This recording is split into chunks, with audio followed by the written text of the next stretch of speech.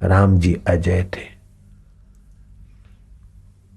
महावीर अजय थे। महावीर के आश्रम में उनका रिश्तेदार रहता था गोशालक। गोशालक धीरे धीरे महावीर का जैसे यश और प्रभाव था, इसी प्रकार अपना भी चाहता था।